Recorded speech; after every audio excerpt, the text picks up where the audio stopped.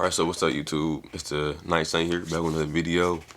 And this video is going to be about healing abandonment issues.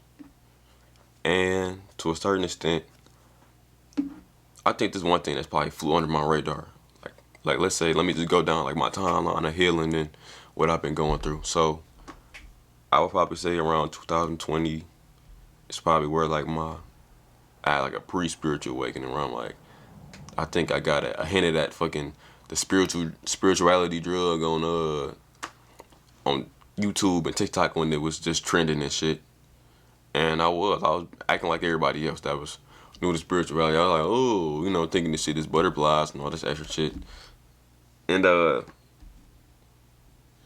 didn't stay for long just because something just turned me off to it. Damn, I'm feeling like this. My bad. And something just turned me off to it. And the way that people was talking about it online, it was making me think it was like religion as well. And how people just trying to force religion down your throat. That's how people were doing spirituality. And I'm like, they making it seem like that. But that's just because nobody could explain it to me a better way. So in many ways, that's the main reason why I got turned off by it. And then I started diving into nihilism and things like that. So with that being said, after nihilism, I still keep some of these nihilistic, thought patterns and, not saying I'm nihilistic anymore. I believe there's a God, but I believe some certain things like, like I like to keep like the thought of, let's say, God don't care about you, even though I am God, let's say that. And that helped me get through a lot of, it made me stronger in the sense where I'm like, okay, I'm not gonna rely on anybody. I can't rely on anybody to a certain extent because what if they don't care about you for real? And also, just people got their own lives going on. You can't expect people to be there for you all the time. So you gotta get strong. You gotta be able to provide for yourself. Then I came back to spirituality and I started to dive into like some of Carl Jung books and stuff and get real deep into the own psychology of myself and what I thought about myself and my life. And when you're healing, you going through your self-worth, you're going through your self-importance, you're going through your values, you're going through your standards. And I guess that's one thing that always stuck with me, I guess, was abandonment. Like I don't fear abandonment that much. But it's still there. I'll be lying if I said it's not still lingering, like the shadows waiting for a moment to, peek its ugly head, but it's real. Like I always feared abandonment. And mainly, I think the only main reason I really feared abandonment is because as I got more clear about what I wanted and my ambition started to rise just from just being a young, youthful man, I'm like, damn, like, what if I get everything and I still have nothing? What if people still leave me? And what if, the world just turned against me? Literally, that's simple as to put it. Because I just think I'm the main character everybody wrote at the time, right? And I'm just thinking I'm just gonna be that dude when I get older. And what if people still leave me? And it bothered me for a long time with that type of thinking. Like it kept me at a lower state. It kept me depressed to a certain extent where I'm like, damn, like I can do all this and people still gonna leave me. And a lot of that just stemmed from my childhood. Like, no, this is something that happened as of recently. I wasn't teaching. I was in class with my teacher, and she basically was reading this book called "Coming Home to Yourself." Homecoming. I think it's Homecoming. Coming Home to Yourself. Something like that. I really don't know. I should know because I'm supposed to be reading the book, but I don't remember. Right? We basically did this meditation where we was gonna talk to ourselves in the womb and talk to ourselves, incubating in the womb, but also like at months old progress. And so after that meditation, I'm sitting there thinking about it still, and I kind of realized that the purpose I wasn't born to. Some people plan pregnancies and plan for you to be here, and then other people just accidentally, just a baby was born. And then my friend in class, he was like, no, babies are accidents. And I'm like, okay, well, but I came to the realization that I was born, my purpose for being born was to try to keep somebody around. And maybe, and like I said, I wouldn't know until somebody told me, or I don't know what that person was thinking or what my mother was thinking, but maybe I was born to, try to keep my dad from not moving around. And I know this kind of getting kind of deep, but I'm just trying to take it somewhere. But you have to realize, like, damn, like it made me realize, like, damn, like that one belief that it wasn't even my belief to begin with, and my teacher be taking me through this type of stuff. Like that type of stuff is a womb healing. Like when you pick up beliefs that's not yours, that you pick up from your mother. That was a belief that I picked up from my mother, and you can still see how it operates through my day to day, and how I interact with myself, how I interact with people, how I interact, and how I think of my relationships in the sense where I think on an abandonment type of level. Like I still feel that people, I'm an avid believer that people will abandon me. I'm trying to heal it. It's a hard thing to do just because that's something that's like kind of ingrained in how I think, in the sense of like I'm always planning for abandonment. I'm planning for people to leave me.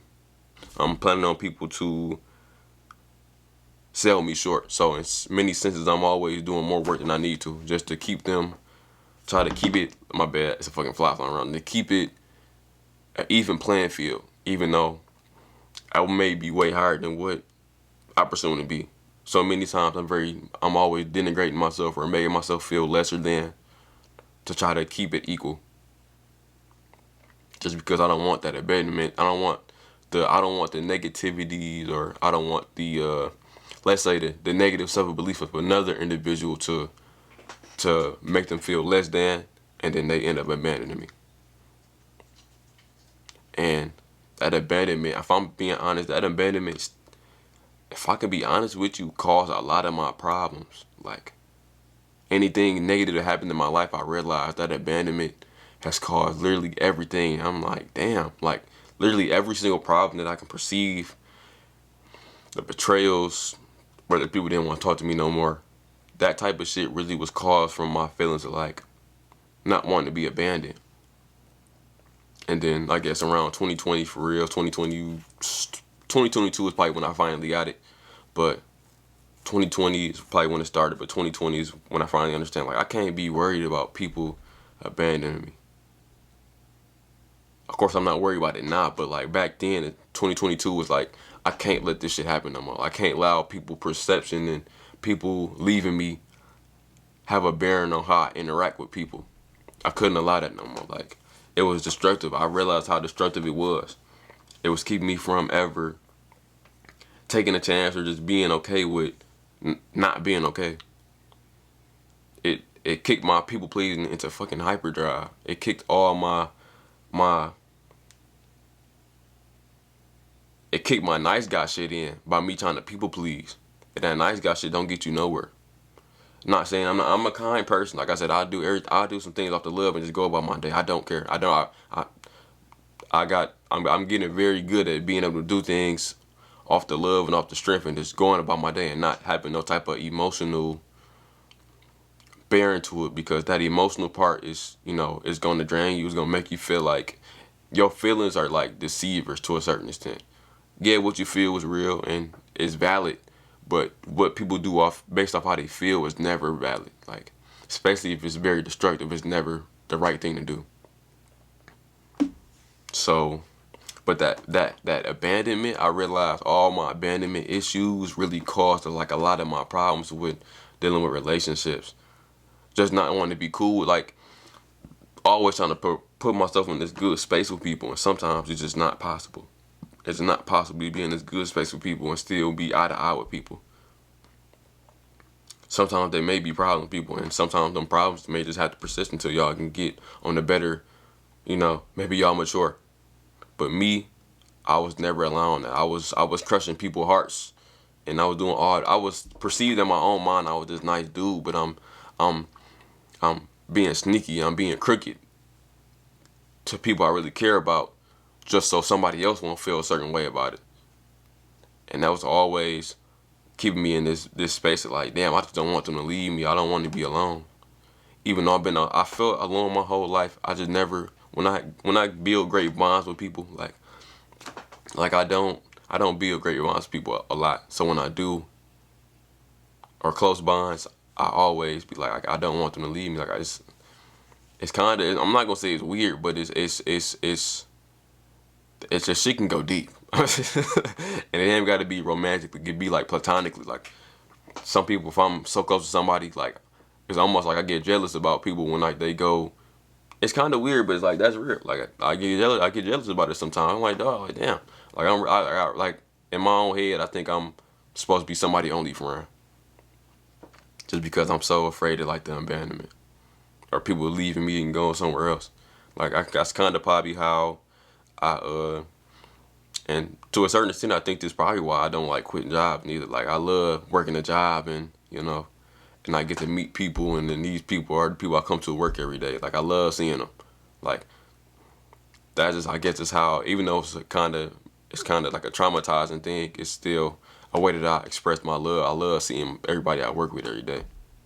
But yeah, that abandonment has caused me many fucking problems. I didn't even like, and without time to really deep dive in it. Well, not without time, but with taking time to really go deeper into it and realize, like, damn, like this is really what happened. And it brought like different levels and insights in how I interacted with people. Like, it's crazy. Like my abandonment issues that stem from my father really, to a certain extent, really not hijacked. It fast tracked everything else that happened in my life that I deem as like monumental.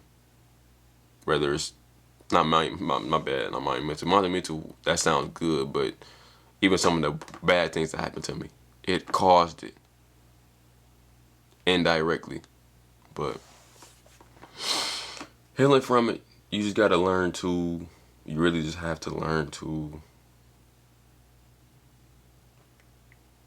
accept yourself. Like accept yourself for who you are and not be so like, because the reason why you feel like you abandoned is because you just don't feel worthy. You don't feel worthy of people's presence. You don't feel worthy of people staying and being there for you because you just think lowly of yourself. That's a lot of these negative beliefs that we have are stem from just low self-esteem. You just don't think highly of yourself enough. You don't think that you're worth anything. You don't think that you're worth people staying. So you do these double monkey backflips to try to keep people's attention on you, whether it's you doing something bad or good. You just want people attention on you so they don't go turn around or turn their back on you and go about their business. But you can't be so absorbed with how people think about you, because in reality, it's about, you probably walk past about 100 people a day and they have their own perspective about you. And I think about this sometimes too. I'll be at work and people don't even catch me on a bad day, but some people just really want a problem with you. So you give them that bad aspect. Now you get that stern aspect of yourself, and then now they think of you like a bad person because they was trying to piss you off, and then you obliged and you not met up, but you rose to the occasion, and you stood on business. And then now people are trying to treat you bad because, or they think about you in a bad light because you tried to get up, because they tried to get off on you. So, but all in all, you got to learn to be in control of how you perceive yourself. You cannot allow people and what they do and their actions to have any bearing on how you view yourself. It's self-esteem for a reason. That's how you believe about yourself. It's the esteem that you hold for yourself. And the quicker that you get that idea is the quicker that you will stop being so moved by people leaving you. You will stop being so moved by, the actions of others. And to a certain extent, I'm of the belief that, of course, you can't control people. And in reality, I'm not so egotistical in the sense where, some people don't ever think they do anything wrong. And I guess it's kind of like where my abandonment issues or like my people pleasing come into play. Like, because it tries to find this smidge in this little small space where it's like, to a certain extent, I did do something wrong. And I believe anybody can find that space for real. Like, we all do something wrong. So that's where my people pleasing try to come through. Is like, I don't believe people just do things just to do things. To a certain extent. I mean, the search they do is some type of evil people that just do shit like that. They just do shit just because they want to. And you can't do nothing about that. But to know many situations where, let's say, somebody break up with you, you can blame it on somebody just not wanting to be with you no more. And maybe that's what they say. They can tell you everything that, they can be like, you never did nothing wrong, but still it's going to be a part of you. You be like, damn, like I could have did this better. I could have did that better. And I think that's just the human in everybody. That's just the good moral part of yourself. Like, you know what? Even though we broke up, or that's just an example. Let's say that I could have did better. Like, that's how I think about all my interactions with people. Like, that I have discrepancies with. Like, I'm like, damn, like I could have did that better. I could have did this better. And then that stems and start to spiral down to like me feeling guilty about certain things. So also I got guilt problems because of this shit too. But yeah, healing abandonment issues. You just gotta learn to get more self-worth about yourself. Do some shit that you like to do. Respect yourself. Learn to get better at respecting who you are as an individual and get to know yourself really. And I guess that's really where the isolation really needs to be done. It's getting to know yourself better, not being afraid to dive into yourself. No matter what's going on, no matter how you feel about it, you gotta be fearless with yourself.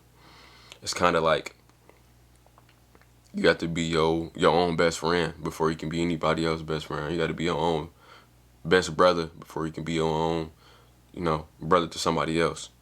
And that's kind of where I'm at with my life. I'm trying to get better at being a better brother, father, son to myself.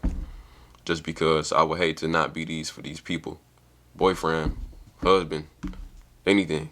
Like I hate that I would hate not to be able to be there for my people when they call me. Like that's my ultimate goal, is to be there for people and never abandon people.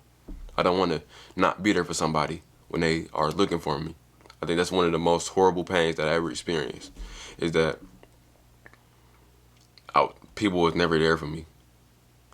And then in turn right now I'm not being there for my siblings only because of how I feel about myself, or even just life situations. Like being at work, I just feel bad that I'm not there for my people and my family. That makes me feel terrible. But yeah, get some self-worth about yourself. I was about to go off on a whole nother tangent, but be there for yourself. Be there for yourself. Respect yourself. Love yourself. Of course, that's all cliche shit, but the simplest way to do that is isolating yourself, taking the time to go dive deep into your shadows of yourself and really getting to know yourself, talking to yourself.